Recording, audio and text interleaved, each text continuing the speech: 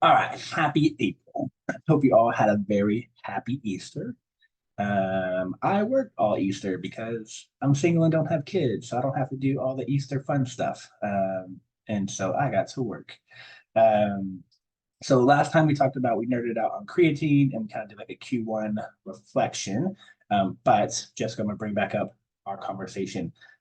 Jessica is about to launch and create a Facebook group for like lead generation. And so, Jessica, tell me a little bit about like your thought process and like the content you're going to want to post and kind of the purpose and all that good stuff. And then let's just kind of bounce ideas off of one another. Cool. Yeah, so right now I'm literally just working on my welcome video. That's what I was telling you about, the like 50 million takes I'm trying. Um, but going through the cohort, they kind of gave me the layout or guest guidance. So do the welcome video and then share. They recommend sharing a video, just a short one about my story, my journey. And then my intention, I mean, my Facebook group, it's intended to help women lose weight, eventually balance hormones, but I'm still working on that certification. Um, so yeah, that's kind of where I'm at. Just very starting out with the bare bones, super basic. In terms of content, I know they're having us create Vex, I guess that's what they call it. Um, so I'm still bouncing around ideas in my mind. I mean, I have like nutrition for beginners, how to improve your sleep, how to manage time. Those are some things I've written down that I'm working on creating. But my intention is to use Chat GPT to help me with that because it's wonderful. So that's kind of, yeah. So I'm still like in the process of just creating stuff. I haven't posted anything yet. I love it. Yeah, yeah. So, um, with so for anyone listening, Jess is a part of NCI, right? Nutritional Coaching Institute. And so they have a lot of great stuff. And so I made a little note here to remind me. I have like some of their protocol stuff as well because I'm part of NCI as well. Actually, I think it's over in a month or two. But and so I have some of their like layouts of ideas of what to post on what days, how to leave like, let one post flow into another post, so on and so forth. So I'll try to attach that to the email that I send you guys for the recap. Um, so be on the lookout for that. I thought it was great. It actually like when I was like knee deep in it, it was like really helpful for me because it gave me things to post and ideas to post about. And so talking about Chat GPT, I would you could like do it one of two ways. And I just talked about we have interns with Vaxxo Feds as well. So I was talking to them about their email creation. So the easiest thing to do is for you to like create a topic that you are like interested in, passionate about, and you get as far as you can in the content, and then you let ChatGPT like fill in the gaps Mm. instead of just like letting ChatGPT do all the work. Like try to get some of your passion, your words in there, and then utilize ChatGPT to just like make more content, or again like make it longer or make it more informational or whatever the case may be. And so like, oh yeah, Sherry, you showed it last. You sent it to us last time, right? All of your prompts, or no? But yeah, so because I think one missing part, and Nelda's not on here, but I know she'll listen to the recording. Nelda was using Chat GPT, and so I was like reading through her Facebook post, and I was like, this doesn't sound like you at all, right? And so I was like, I can tell like this is scripted, and so I think it's really positive to use Chat GPT. But when it comes to like helpful content, and you're the face and the brand, you want all of your content to sound like you, feel like you. So start out with what you got off the top of your head, and then just let Chat GPT like fill in the gaps. Because again, there's always going to be things that like you didn't think about, right? So Leslie was at a presentation with me in Houston on Monday, and I was like, I wanted to go down this rabbit hole of like, why do we fail, or why do we not reach out for help, or why are we so unhealthy? And I got as far as I could, and then I was like stuck. So I just like went to Chat GPT, and I was like, what's the top 5 reasons we're unhealthy? And then I was like, oh, cool, like totally forgot about that. That's a great point. Let me add this, so on and so forth. But it was still like my original thought, my original words. I just allowed like ChatGPT to help. So I think like that's something to try to keep in your Facebook group is like the authenticism of yourself. So just make sure that again, you're just like copy paste, copy paste, copy paste, because people will be like, this doesn't even sound like Jessica, you know what I mean? Um, Definitely. so I love that. So all right, so now talk to me a little bit about your thought process with a Facebook group and then how you plan to funnel them into like sales and get clients and kind of what you want to start out there. Okay. So I'm thinking that one, I want to create a little bit of content to put on the Facebook group first before I invite people. That's my thought process. So that's my plan this weekend is to put something actually in the group and then invite the current friends that I have on my, I guess the public, I guess just my Facebook group page. You know what I mean? Just group pages. I don't know, but you got it. And then from there, I know I'll post on my public page and like, hey, just kind of advertising what I'm doing. Because I haven't even done that. Like, if you Mhm. go to my social media, you have no idea that I'm even pursuing nutrition coaching. So I need to start there, post on my public page to advertise um, what it is that I'm doing. And then from there, invite them to the group. So I'll manually invite people, but then also post publicly. And I'm hoping I can attach the group. Thinking I can do that. Yeah. So that's my goal. Yeah, so you'll tag the group just like you tag a person in a post. So just Okay. at, and then if it's like Jessica Health, right, or whatever it's called. Got it. Okay. Yeah, you can tag it in all of your personal posts. It's just that's the same thing I do for Unconquerable. Um, and so I would the cool thing about the groups is you can schedule out posts, right? And Oh, so you can go into your group, you can make all the content you want, and then instead of clicking post, just like a little calendar, click the calendar button and then just schedule it out. And you can only do that in groups. You can't do that on your personal pages. So um, let that be like hugely helpful for like stress reduction. Be like, oh gosh, I haven't posted in a while, blah, blah, blah. Like just schedule it out, schedule it out, schedule it out. So I wouldn't dump too much content in there before anyone's in there. So maybe like your welcome video, the intro message, and then start funneling people to it as often as possible. okay. Um, so then you can also pin posts to the top of the group, right? And so Mm, I kind of use it as Uncomfortable to talk about like monthly challenges or price points or things like that. So like making a great post about you, working with you as a coach and how to sign up and then pin it to the top of the group. So as soon as someone gets in there, they see that post. Um, and then you can also create rules that they have to agree to before they get into your group. So some of those rules could be like, hey, make sure you read through the pinned posts. Like, make sure you are contributing in some way or somehow. Make sure you keep all of your feedback respectful. Like, you can make those rules, right? And so I try to do that with Unconquerable. It's like, hey, will you promise to read through the pinned post, right? And a lot of it is so Unconquerable is like a tougher version of Joseph. So I don't want to like offend anyone. So I'm like, hey, like read the rules, read the pinned post to understand the context of this group before you go get your feelings hurt. Like this is the whole purpose of the group. So kind of the same thing for you. It's like, hey, read through this stuff so that if for whatever reason they see you promoting, like working with you as a coach, they're not like, this group is so salesy and all you care about is signing people, right? You're like, hey, that was part of the rules. Like you right. knew this was like for my business, right? But you can kind of set those boundaries. And I think it'll go a lot better. Um, and then, like we were talking before, so I'm gonna put like referrals in our notes over here. So asking your current members, like to, hey, go grab one person, bring them into the group that you think would be helpful for them because of the content that you're posting, right? Um, and then trying to distinguish the content you post in the group from the content you post on your personal page. Um, so asking your current members to invite friends. Um, so as a new coach, and I was talking to this with Courtney, who's a coach for Facts That Are Fat with us. She wanted to launch a challenge, and we do challenges at Facts That Are Fads every year. And so I offered it to the other coaches, like, hey, if you guys want to do your own challenges, like I'll build it for you. You just get people to sign up and then go coach them, right? Well, she got one person signed up and she was kind of like disgruntled about it. And I was like, girl, you're such a new coach. Like one person's amazing. Like just go spoil the shit out of that one person. Like who cares, right? So trying to set some realistic expectations, and it can only get better if you build that reputation on your personal page that you are who you are, right? Okay.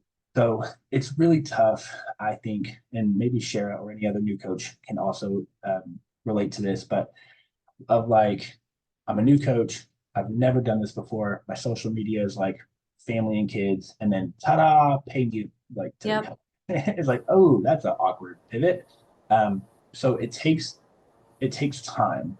And so I want you to set some realistic expectations of when are you going to get your first client? How many people are going to join the group? Because right now they don't know you, you Yeah. know. So try to be patient with it, but also be very religiously consistent with it. Okay. With the share. Thank you. A lot of my first clients were just friends and family members, and then just helping them out, like pouring everything into them. And then um, later on, like a couple years afterwards, well, maybe a year afterwards, then I started getting clients from word of mouth referrals from friends and family. And then because I was consistent on social media when I first started out too, and when I was first going through my coaching program, I posted everything I learned and I stayed consistent there. And within like 6 months of doing that consistently, then I started getting clients from social media. But my very first ones were all friends and family. Thank you for sharing. You have to be patient and consistent. Yeah, patience and consistency is huge. And then there's a great quote that it's like, hey, if if the future of your company had to rely on how you treated your first client, how would you treat that client? Right. And so make sure that when you do get your first client, like again, not in like annoying, like in an annoying way, but like service them, how they expected you to service them, right? And so I think part of my struggles in the beginning was I did a challenge and I got 10 people signed up and I went like two above and beyond that like I didn't have the capacity to do the things that I promised that I was going to do. And I was like, oh, I can't do this for 10 people. There's just no way. I tried, but I really feel like I dropped the ball. And then the second challenge I did, I thought I was like, oh, I have some systems in play. I got better. I learned from the first challenge. Let's do another challenge. And then there was like 20 people signed up. And I was like, it's like, no, I really don't know what to do. And so like I panicked, I scrambled, and that was where like I had no work-life balance. It was like all on the computer all day long, trying to like deliver as much value as possible. So then I said, I'm not doing challenges anymore. I'm gonna go month to month. The first month I launched month to month, I got 52 people signed up. And I was like, ah, and it was like it was just like so crazy. And so really try to promise and deliver what you promise. But I was single, I don't have kids, right? And so take that into consideration as well. So just make sure that when you do get your first client, you spoil them, but not in a way that it's above your capacity, but you deliver a really great experience, because again, that first client could give you your second client. And if you don't do a good job with them and you kind of drop the ball, then you're like, crap, well, now how do I go get my second one? So and setting those healthy boundaries as well. So I think I talked about it with I forget what coach I was talking with, but like give yourself hours and let your client know your hours. Right? You're like, hey, like I'm a busy parent, spouse, at this time.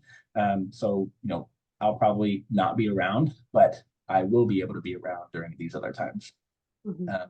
And so you kind of set those healthy boundaries with them early on. And then with going back to kind of differentiating your personal page to the Facebook group, um, it's got to be different, right? There's got to be a reason why people want to go to the Facebook group, because you're not sharing all the same information. You're sharing better information or whatever the case may be. And then even in the Facebook group, trying to figure out how to utilize your posts as you don't want to give away it all, because then they don't have a reason to hire you, right? And so you're like, okay, so it's like really have this boundary of if I lay out, all the things I want you to do, well, then you probably don't need to hire me. And so how do I give you the tools, tips, and tricks, but also like still create this need for a coach? And I think most of the need for a coach is accountability. it's not that we don't know what to do, it's just that we're not doing it. Mhm. And so kind of creating some sort of like accountability system, like challenges, like Inshara did it too, of like, hey, we're gonna do this challenge where we delete social media, right? And we're gonna track this, that, and the other stuff. And so you kind of create systems. Do you know what, like how you're gonna coach? Is it gonna be through documents and spreadsheets and Zoom calls? Is it gonna be through an app? Is it gonna be through text messages? Like, do you know how you're gonna work through that? So that's something I'm still trying to figure out. I do have my intention. I want to meet weekly, and I ideally would like to have Zoom calls. Um, if they're in the area, I would love to meet up with them. I just feel like that's more personal, but for now, I mean, Zoom calls is my intention weekly. And then in terms of keeping track, that's a great question. How am I going to keep track?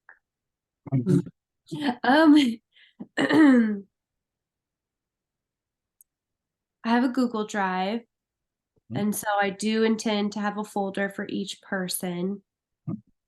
If I'm, and then I need to work on an intake form, so that's something I'm still working on. And then I have the spreadsheets from NCI that I plan to use. And so I think that'll be good to start with. I know that there's like this, what's it, coaching biz manager that they're offering like free 4 months, but for me, just starting out, I think that might be a little bit over. It might be overkill, but yeah, we'll see. I imagine this, kind of like you guys said, this first 6 months to a year, it's kind of just gonna be about me getting my name out there, building trust, getting people to just know who I am. Um, so if I am successful in getting a client, then at this time, I think I'll just use the Google Drive and the spreadsheets, and then meet on Zoom calls. Yeah, yeah. That's what I do with So Uncomfortable is like the business mentor version of me, like the one-on-one. I do everything through spreadsheets and Google Docs and like Google Drive for the coaches. So, um, and you can just, luckily you can like duplicate and then just rename it for your next client, duplicate and rename it for your next client, right? NCI has a lot of great spreadsheets and stuff with like formulas and all that good stuff that you can utilize with your clients too. Mhm. So great. And then you just kind of create like a systematic approach of we're going to do weigh-ins, I don't know, every day, every week, every month, whatever that systematic approach is. We're going to do progress photos every day, every week, every month. You can create that folder and it can be a Google form, right? The Google form is now like, hey, type in your name, upload front, side, back, progress photos. That can be done through a Google form. Your client intake form can be done through a Google form. Google Forms are great, I think, because you can create like yes or no questions, short answer questions, scale, 1 to 10 questions, multiple choice questions, so they can choose more than one. So pretty helpful there. The only thing that the intake form can't do is like get a signature of consent, I don't think. Not that I know of. And it maybe not be a problem now, but in the future, maybe the intake form goes from like a Google form to like a DocuSign type thing, or maybe a DocuSign is something separate. Because I know, for instance, and not to put any bad juju on you, but people are going to dispute the payments, right? Mm. So someone's going to pay for something and they're going to say, nope, she didn't do her job. I want a refund. And the bank is going to give it to them because they go with the customer first. Then you're going to have the opportunity to dispute it, right? So that signature where it's like, hey, you agreed to this, so on and so forth, and I have your signature and the date stamp. Very, very helpful. Yeah, you can do that as well. And then like create a checkbox that says, like, I agree, like, to all the terms and conditions above by checking this box kind of thing. Um, so just think through like logistics of it, which brings me, I guess, to my next question is, how are you going to collect payments? I knew you were gonna ask that. So right now, that's kind of a question I wanted to ask y'all. Like, since I am so new, I still need I still need experience to even know if I'm good at this. I'm going to succeed. You're gonna be great. Yeah, so I really had intentions of kind of starting out for free in the beginning, just to get my feet wet. When it comes time for payment, I haven't really thought about it. I know people talk about Stripe. I haven't signed up for it. Anytime someone says something that I do, I'm like, yes. I'm just kidding. um, I use Stripe. Okay. I love Stripe. They've gotten so much better, like in the last 7 years that I've been using them, to where now you can create like little payment links, QR codes. You can build packages inside of a subscription, so you can like charge $100 for your first month and then $50 every month after that. You can create all your discount codes. You can do like all that in Stripe. And so very helpful, very easy, convenient, very like it's free until someone pays, and then they just charge credit card processing fees, right? So it's like, so for us, like if you go to our website, it's like, hey, 12 months is $60 a month. But when you actually go to pay, it's like 62.10. And that $2.10 is actually the credit card processing fees. So no one's ever questioned it. Ever. Everyone's like, well, like, how do you get away with that? Like, are your clients just okay with it? I'm like, yeah. Like it's $2.10. Like no one ever questions it, you know? And so it's like, hey, if you want to clear a certain amount of money per client, then tell Miles to be quiet back there, Deidre. Just kidding. Uh, so if you wanted to clear $200 a month, $300 a month per client, you would include the credit card processing fees in the payment. Gotcha. Okay. And it's like 3%, I think. So if you just want to do like a flat 3% increase on all, like, so it'd be like on $200, it'd be $6. So it's 206, you know. That way you at least get to clear your full 200, you know. So that'll kind of help your profit margins. But I totally agree. I tell people this all the time. Early on in the Best Coaches calls, like I told everyone, I've done more free stuff than probably all of us put together. I'm to this day, I'm still doing free, right? And it's like, it's just so good. Like, and I was on a podcast last night that I did for free, and the two coaches were interviewing me about like, why do I think that I've had the success that I've had? And it's because I do stuff for free all the time. And even if it doesn't benefit me financially, it benefits me from exposure and experience, right? And that's all we're looking for as coaches, is like exposure, experience, exposure, experience, exposure, experience. Because eventually someone's going to see that, they're going to see your exposure, and they're like, oh, cool, I want to sign up with you. Or someone's going to come to you and have questions, and because you have the experience, you're going to be able to give them a really good answer, and now they're going to be a client, right? And so it's only a positive for you to do free stuff if you have the capacity to do it. And so they asked me last night, like, well, when do you think you should stop doing free stuff? And I was like, never, ever, like ever, never. I don't care how successful you are. I think you should still do free stuff. If you have the time commitment and the capacity to do so, right? And then we can kind of scale, like, is this worth my time? Is this going to give me the experience and the exposure that I want? Yes or no? But I still think we should always do free stuff. And NCI is a great model for that, right? They're like, hey, get people in for 4 weeks, let them do it for free, create the scholarship program, which is just like the discount, and then get people to sign up, right? But it starts with exposure and experience. And so if you can create a really positive environment for your client in the first month, they're probably going to be more likely to sign up with you and pay for it, you know? Right. So I like that. But Stripe's a great one. Sherry, do you use Stripe? Everyone else on this call uses Stripe. CG, like, so Lisa and Stephanie are from CG. They use Stripe. Leslie, Courtney, and Deidre are with me. We use Stripe. So I think Stripe is great, but there's other ones out there you could utilize. Thank you. I'll look into that. So if you sign up for Stripe, is it free? Yeah. You just go to stripe.com, create an account. It'll, like, your email, your password. You can input like your business name.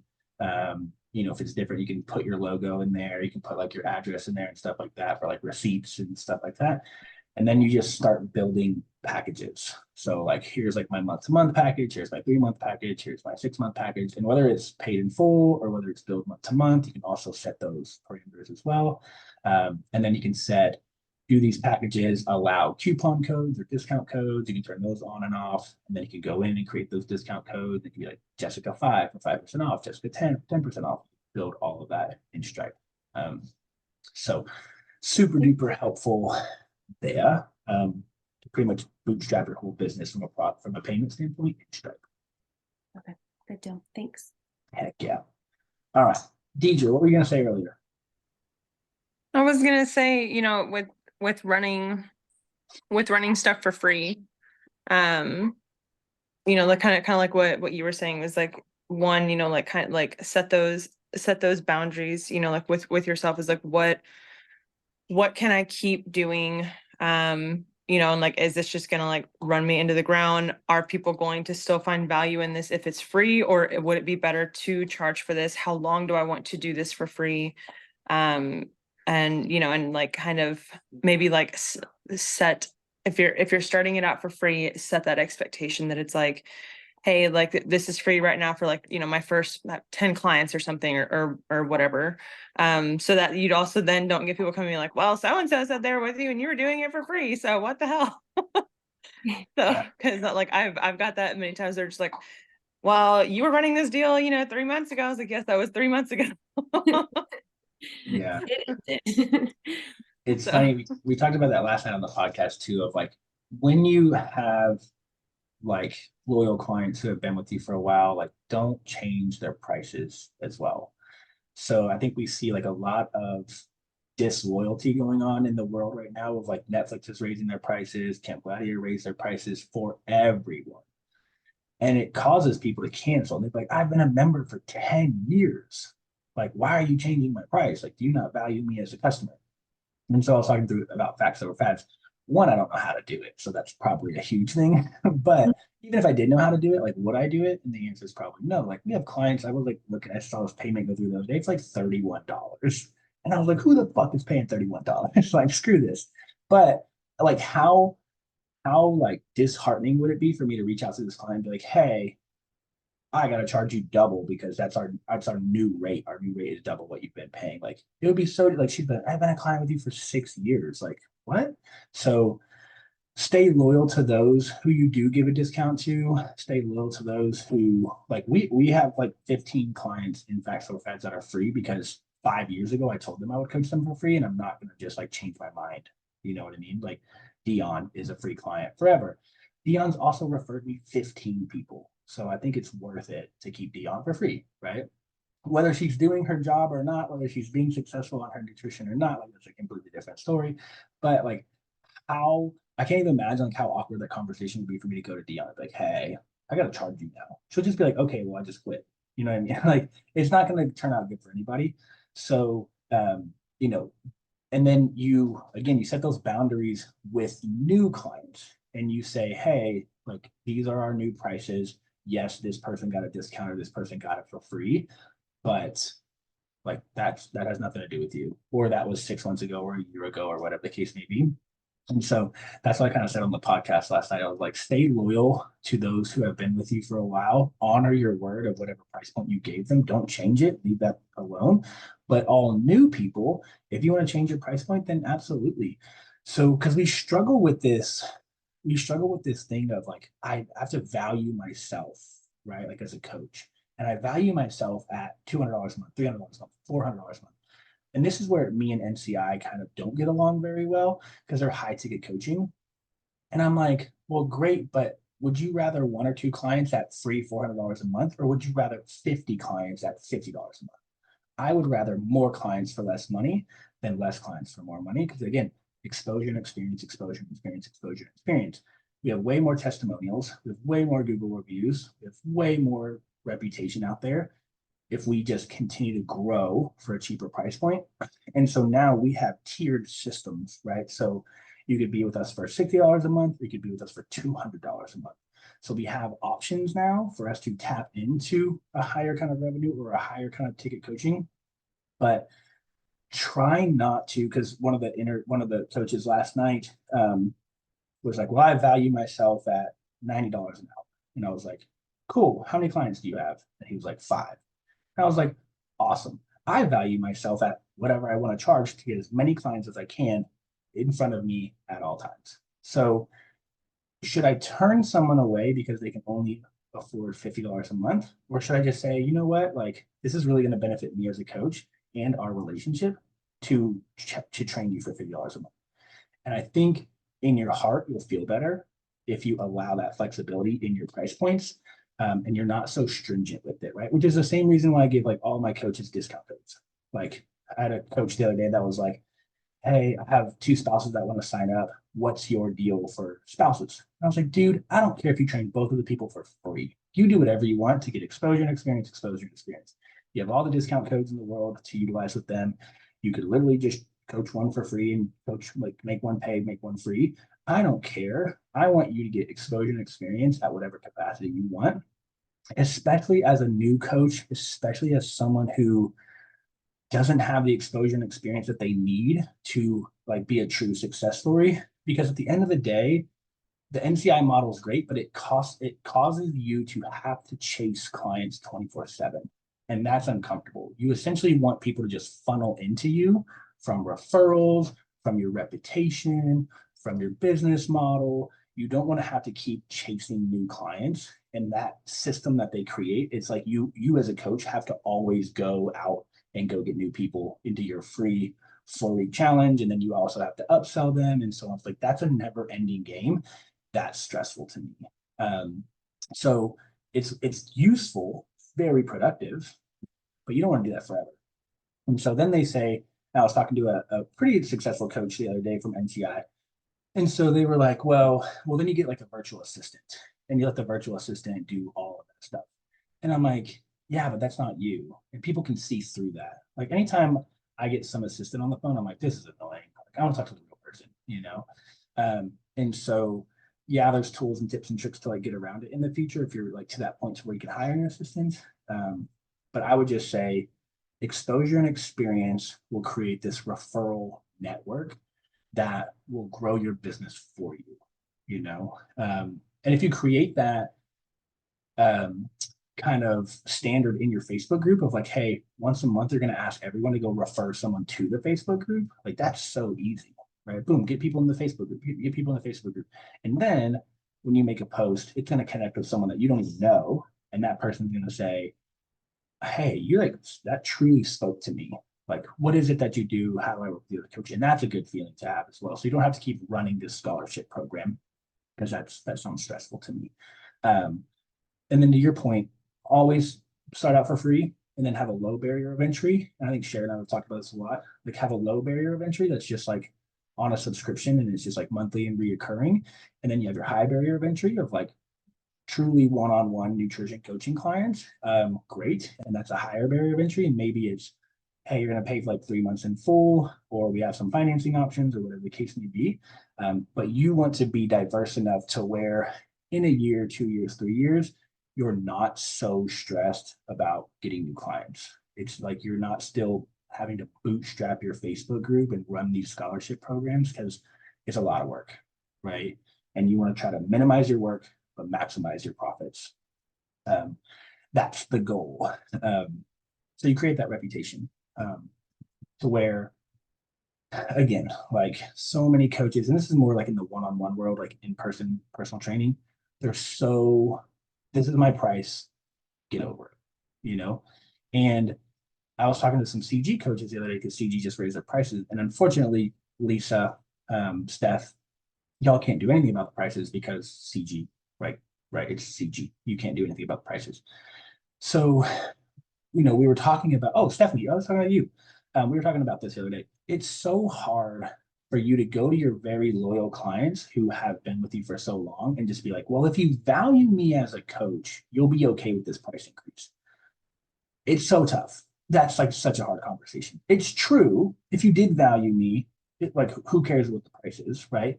But it's so tough when they've been loyal for so long at a certain price point, and then all of a sudden you just change the name, the game, right? It's so hard. So coming from like you get to make your own prices and stuff like that. Again, I would just be very, what's the word I'm looking for? Very like soft about your financial approach and understanding, and don't let money dictate whether you gain or lose a client. You know, I would just say, hey, if I gotta charge you $50 less to keep your business, great, I'll charge you $50 less. Because fortunately, for some of us, maybe not all of us, we're not in a financial strap. It's not like, hey, if I don't get 20 clients tomorrow, I'm gonna lose my house. I don't think. Correct me if I'm wrong.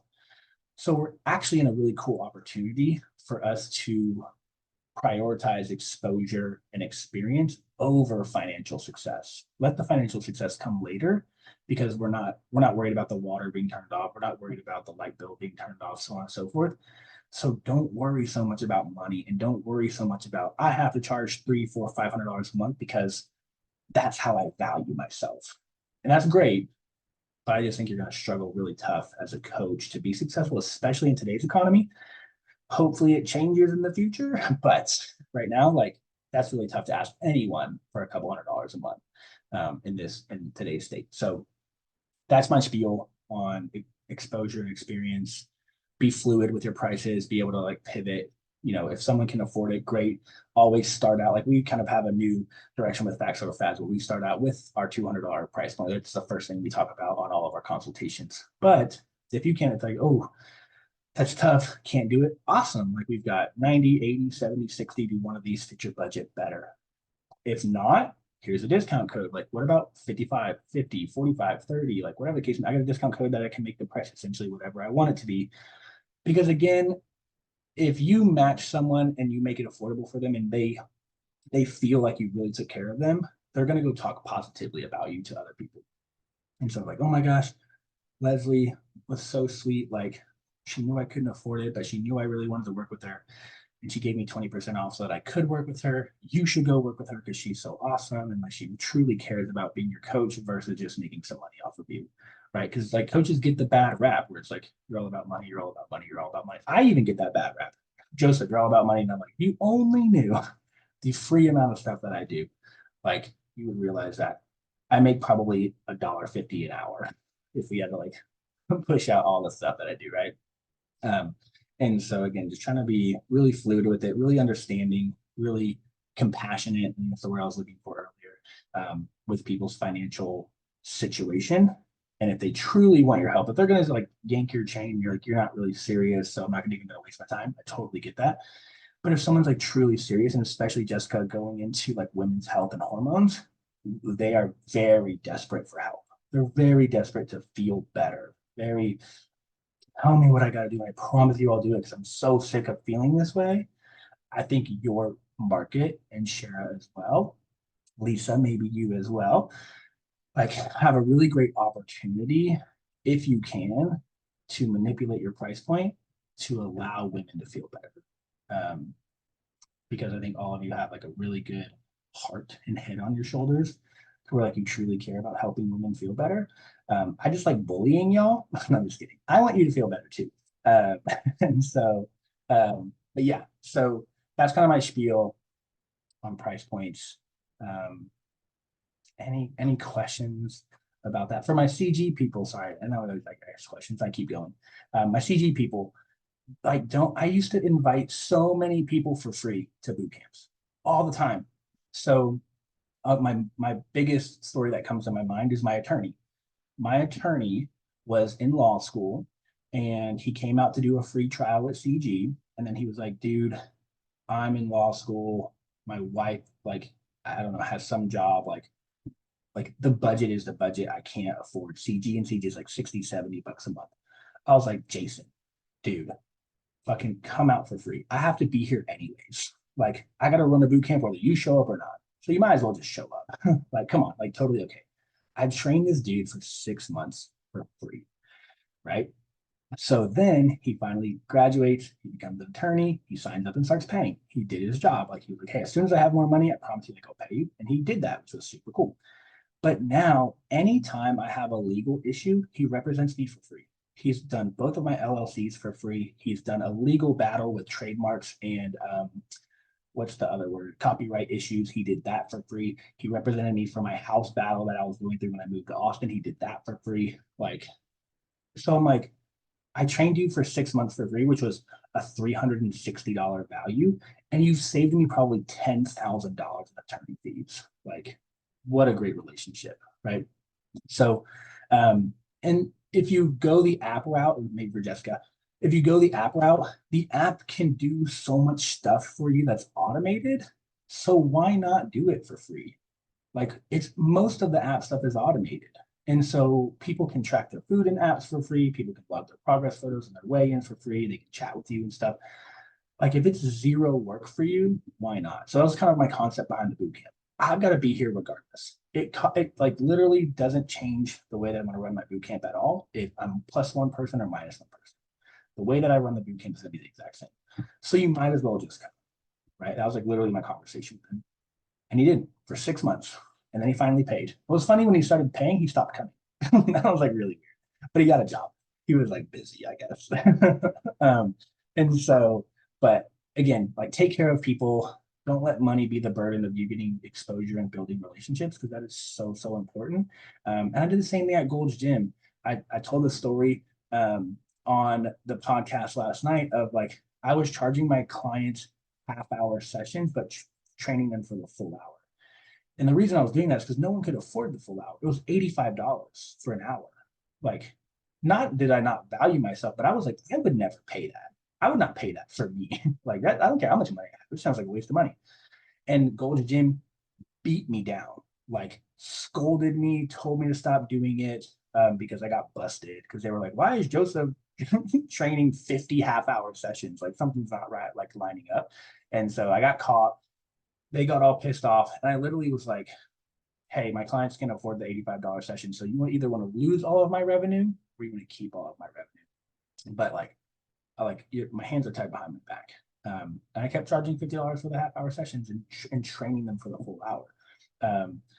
So, and some of those clients are like still my client to this day, or at least like one of my best friends to this day. Like you got like, like the other people who know me, like Cameron, Sergio, Jerry, they were all my clients. And it was because I did little things like that to take care of their finances while I trained them, and now we're best friends. So you have a really positive way to impact people if you don't let finances get in the middle of it all. All right, now any questions? No, one more story. No, it's really helpful. Thank you. So for my Lisa's and Stephanie jumped off to show the grocery store. Again, like invite people for free. Lisa to your classes, like all that stuff. Just come. Like you have the power to like really impact some people and not make it all about money. Great book I'm reading right now is How to Influence Friends and How to Influence Friends and Win People. What's it called? How to Win Friends and Influence People. Great book. And it's common sense stuff that I was talking to Jonathan yesterday about it, but he's like, dude, it's like common sense. Like the book is so common sense. But I'm like, yeah, but it reinforces how to be a good person. It's literally all it does. You're like, this makes like I'm not learning anything new, but maybe we just like forgot about it. So How to Win Friends and great book. And it's by Dale Carnegie. Good old Dale. That's my buddy. So great on how to have conversations, great on how to build relationships, great on how to just treat people with respect. Lots of examples from like how presidents have won elections, how spouses have gotten someone way out of the league, right? Like so like really cool stories that we can all probably connect with. And it's so simple. It's just like care about the person in front of you more than you care about yourself. Treat others how you want to be treated, right? So great book to reemphasize again how to be a great person, great customer service, and it'll pay you tenfold in the future. And it's like, man, so crazy because I feel like we try to do this, but sometimes like we lose sight of it. Especially in a world where it's like, hey, if you just complain loud enough or long enough, you'll get your way.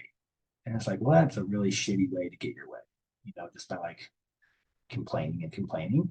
But imagine if you presented the problem as like a very nice and approachable way, like how much better would your customer service experience go?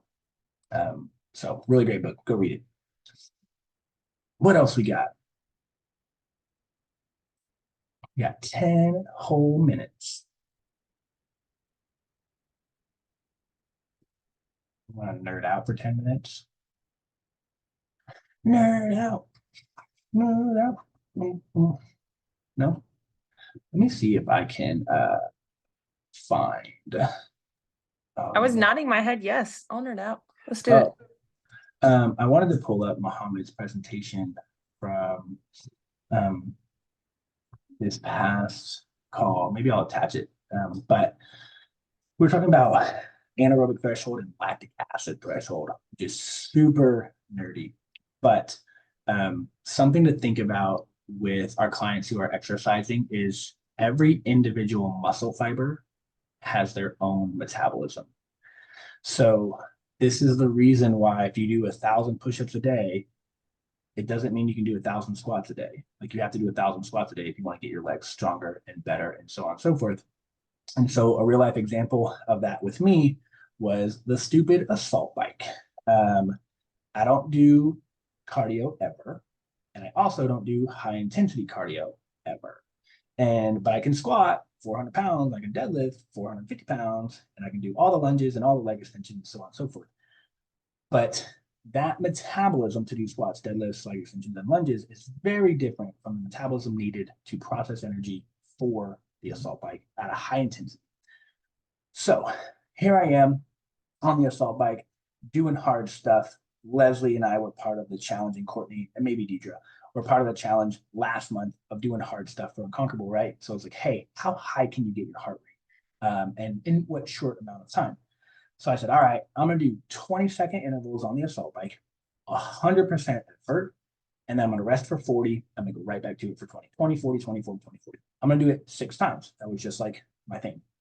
So I get on the assault bike, going. First, like 3 intervals feel pretty good. Interval 4 and 5 are like, ouch, this hurts. Interval 6, I'm like dead.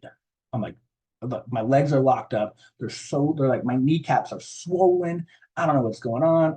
It's like causing me to like hyperventilate because my legs hurt so bad.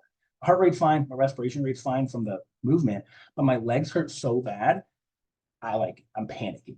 Like if I stand, they hurt. If I lay down, they hurt. If I stretch, it hurts. I'm like, I don't know what to do. It's because my leg muscle fiber metabolism has not been trained like that. So it can't buffer all of the toxins and acids that we generate by breaking down glucose for energy. So lactic acid, pyruvate, and lactate, my metabolism inside of the muscle cells can't process it. So that's the beauty behind anaerobic threshold and lactic acid threshold. So anaerobic threshold is essentially the point in intensity in which your body pivots from using primarily fats for energy to switching to glucose for energy. So it's like, hey, like I'm jogging and I'm probably using some fats for energy. But if I pick up my pace at some point in tempo or at some point in intensity, I'm going to have to pivot to glucose because I need more energy faster, more readily available. And glucose is that next energy system that gives us faster energy responses. So, but the problem with that is because right after we switch to anaerobic threshold, we then there will meet our lactic acid threshold.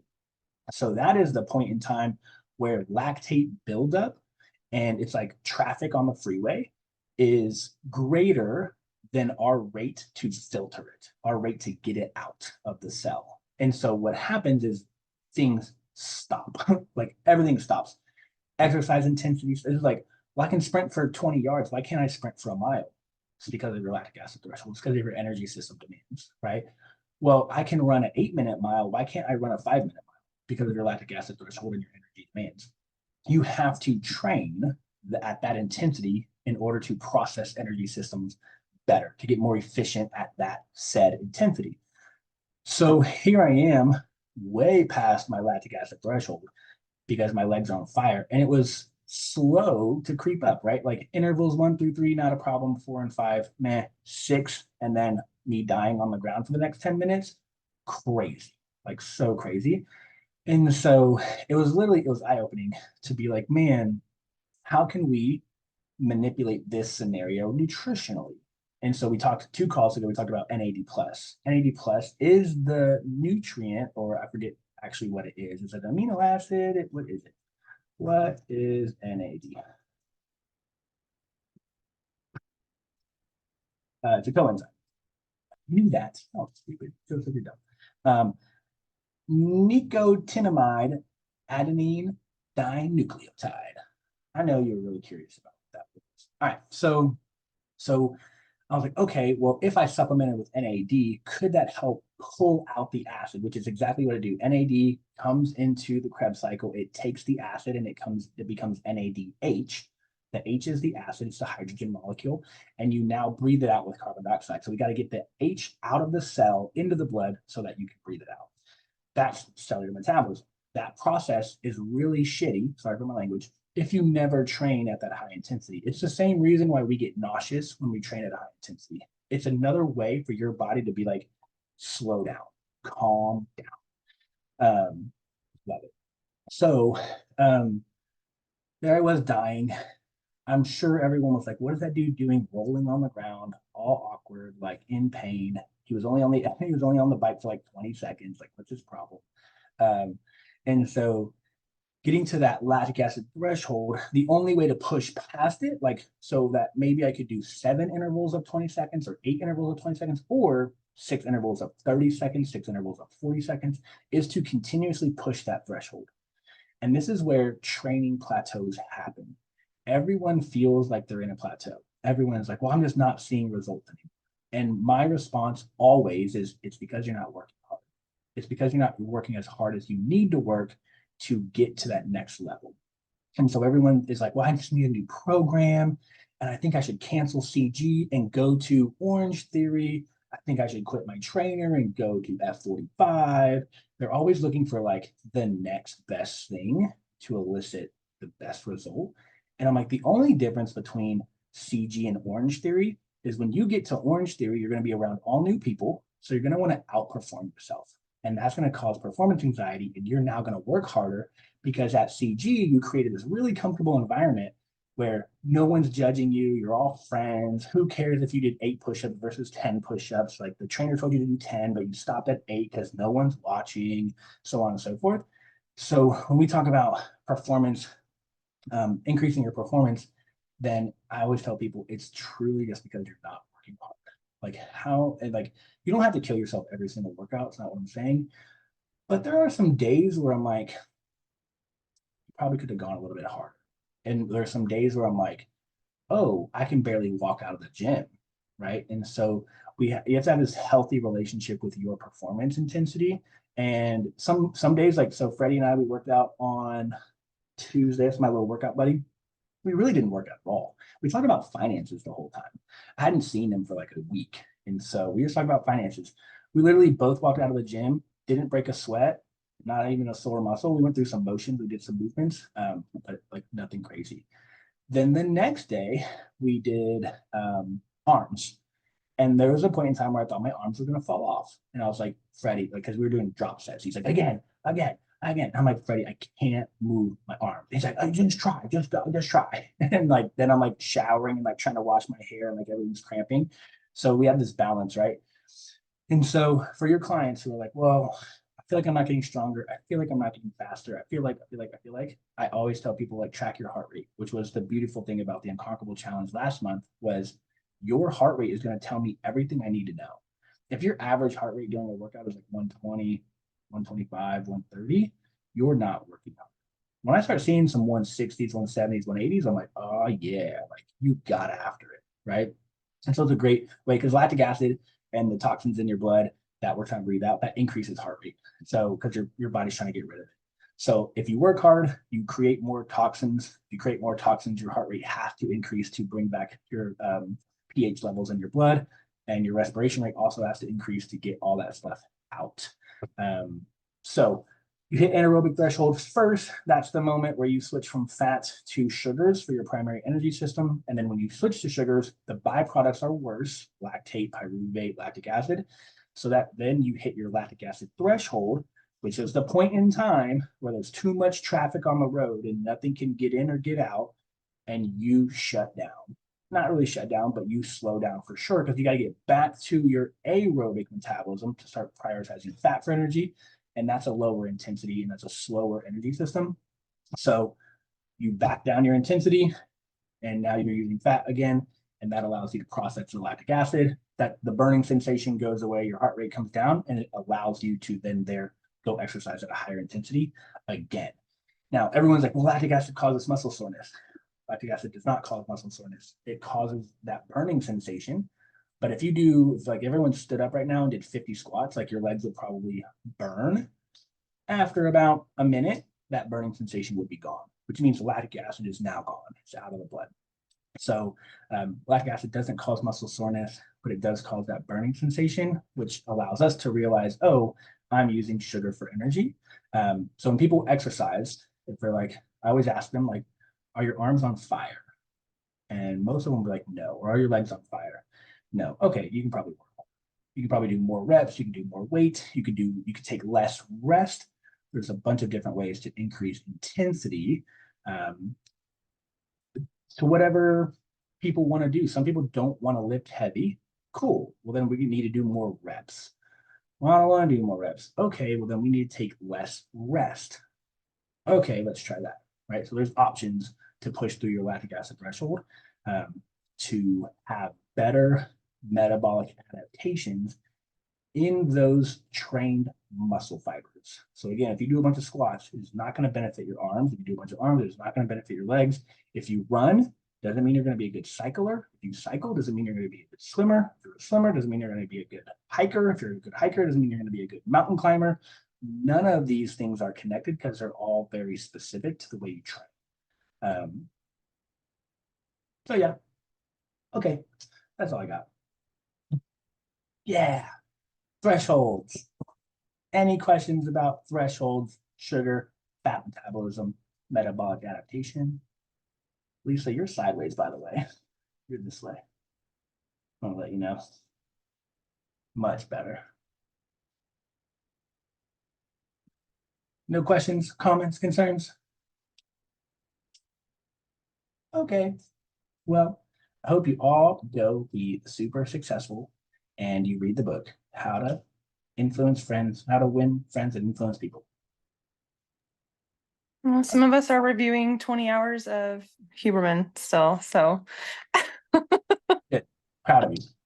You also need to do this. And then what was it, the other book I'm reading, Start with Why. Yeah, another good book. Still in that. But Also, I will get to it.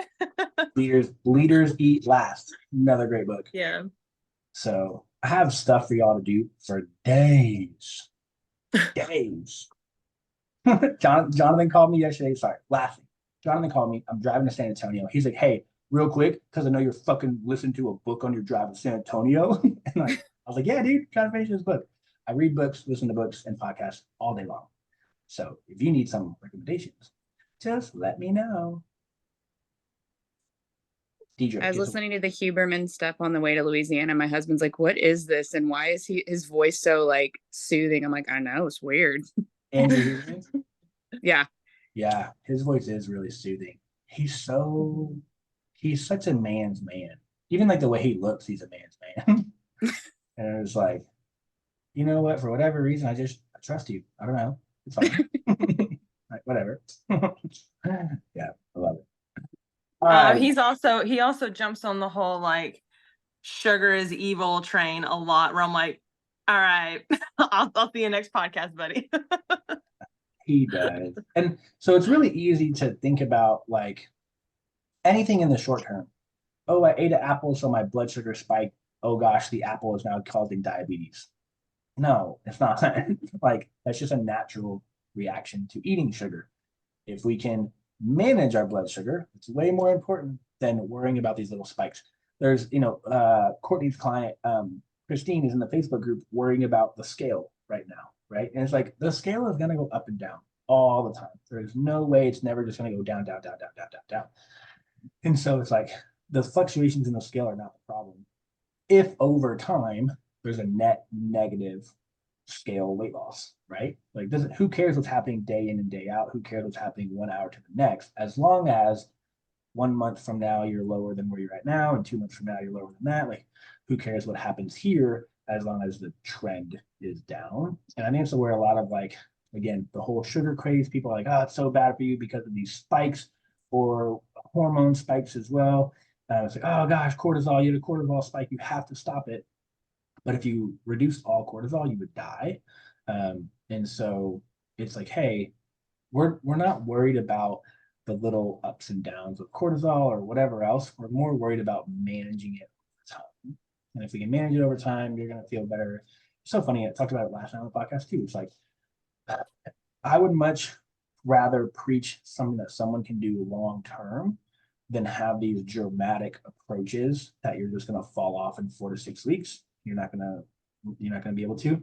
And we talked a lot about routine and how your body, your hormone, your sleep cycles, your sex life likes routine. And if you get out of that routine, whether it's, oh, like last night, I was up until like 1 a.m. You know how long it's been since I've been up since 1 a.m.? Like years, I think. Like even on New Year's Eve, I stayed up till like 12:05 and then went to bed. But the podcast was late and then I drive back to Austin. So I was up so late last night, and I know today is going to be miserable because my whole sleep cycle is out of whack, because my routine is out of whack. So healthy routines, healthy lifestyle, a routine that your clients can stick to, nutritional habits and behaviors that your client can stick to and become routine as well.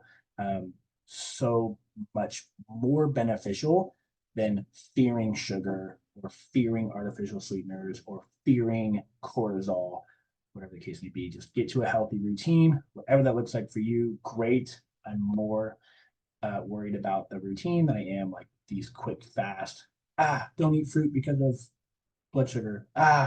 Don't work out hard because it raises your cortisol.